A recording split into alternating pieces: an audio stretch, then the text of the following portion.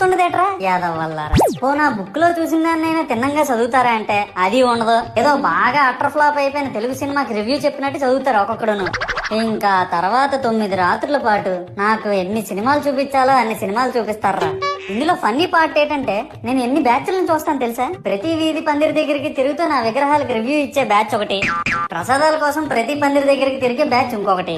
ఇంకా దరిద్రం ఏంటంటే నాకు కొట్టిన కొబ్బరికాయలు ఏమైనా మిగిలిపోయేమో వాటిని తీసుకెళ్లి పచ్చడి చేసుకుందాం అనే బ్యాచ్ ఒకటి. ఇవన్నీ చూస్తూ 9 రాత్రులు గడిపాక సరేలే సాయంత్రం అనిపిస్తారులే అని కాలు మీద కాలు వేసుకొని కూర్చుంటే అప్పుడు మొదలవుతాదిరా నా నిమజ్జనం వ్యాన్ ముందు 90 వేసి నాగిని డాన్స్ చేస్తారు. అంటే నాకు అర్థం కాదు, 9 రోజులు వాళ్ళతో కలిసి ఉన్నానని నన్ను కూడా వాళ్ళ ఫ్రెండ్ లా ట్రీట్ చేస్తారా ఏంటి? అబ్బా అబ్బా అబ్బా అబ్బా మునిగినంత వరకు మనశ్శాంతి ఉండదురా బాబు నాకు. అంటే ఆ మాత్రం హడావడి లేకపోతే నీ గొప్పతనం 10 మందికి ఎలా తెలుస్తుంది స్వామి? ఇవన్నీ నీకు గొప్పలాగా ఉన్నాయారా.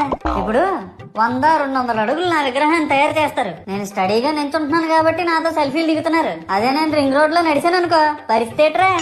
చూడు మహేష్, పిడికిడంత పసుపు ముద్దలో నేనున్నానని భావించి మనస్ఫూర్తిగా దండం పెట్టుకో చాలు. ప్రతి సంవత్సరం పెరగాల్సిందే నా విగ్రహాల యొక్క పొడవు కాదు, మానవుని యొక్క బుద్ధి. నన్ను నమ్మి ముందడుగేయు, నిన్ను నమ్మిన వారిని వెనకడుగేయకుండా చూడు. జై బోలో గణేష్ మహారాజ్ కి జై. సర్లే గాని ముందు